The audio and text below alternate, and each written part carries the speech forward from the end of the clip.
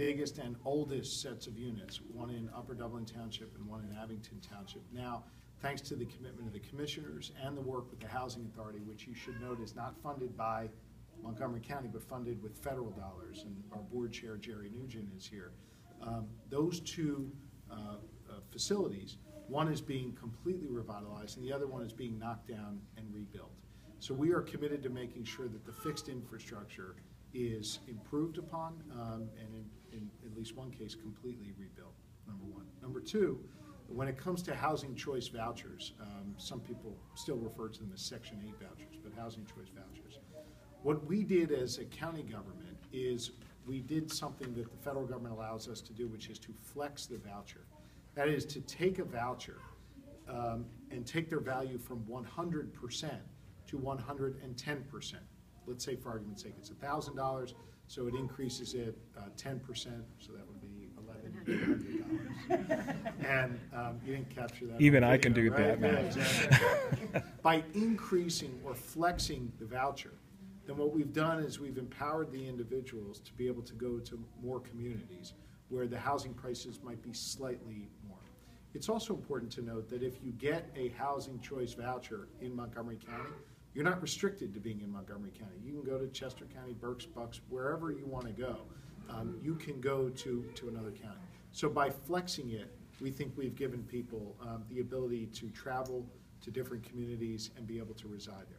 Third point I want to make is this. We have found as a county a significant need, and this is referenced in the Monco 2040 plan, a significant need for housing for people with intellectual and physical disabilities and for affordable housing for seniors throughout Montgomery County. And look, for many of them, if there isn't a viable option, they end up competing for housing choice vouchers. So by allowing them to reside in the communities where they've most likely lived for many years or around that, in affordable housing, in accessible housing, we've done some good for people throughout Montgomery County. There's a new project in Soderton being built. There's one in White Marsh that's being completed. There's one in, I believe, right around Beach Street here. Beach Street here in Pottstown. So there's a number of affordable units, as well as units set aside that the county pays for people with intellectual and physical disabilities, or perhaps seniors, depending upon the stipulation. We think that's a really important step to make housing more affordable in this county, and so I think all of those things combined demonstrate our commitment to making sure that there is access to people who need to live and want to live in these communities.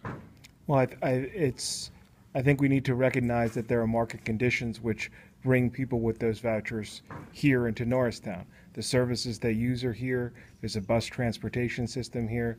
The school district is particularly adept at handling special education needs because they've had some money. That's a chicken or the egg sort of thing for them. So offering greater choice isn't necessarily going to have that population decide to go somewhere else because they're coming here not only because it's less expensive, but because the services that they need are here. And don't you think it makes sense for the county to recognize that condition and say these communities are handling this for us because we'd have to do it if they weren't?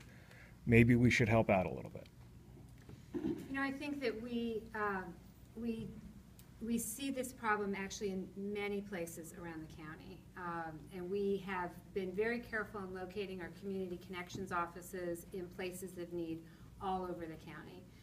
We have a school system in East Greenville where over 50% of the kids qualify for the school lunch program.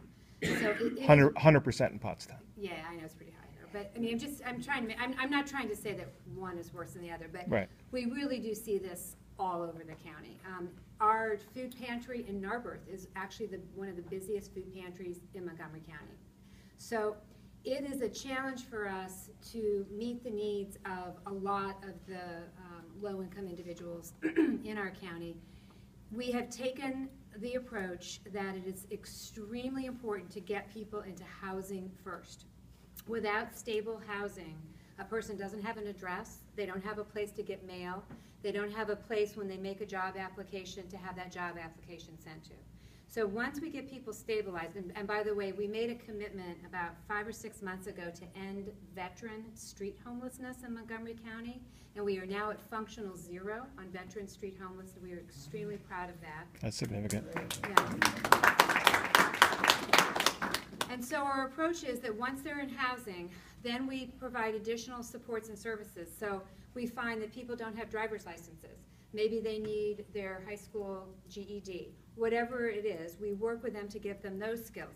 The goal here is to get them into a job that pays a living wage, that lets them then hopefully within a few years move on into a better situation. So there is a point in this conversation where at some point we have to say, okay, we're going to start here. And where we've decided to start it as a county is getting people into housing as much as we can, get people off the streets, and then through all of our economic development and through all these other services, start to build our communities up in a way that people will have the opportunities to get the kinds of jobs that will enable them to have a little bit different, more options. Thank you. Yeah.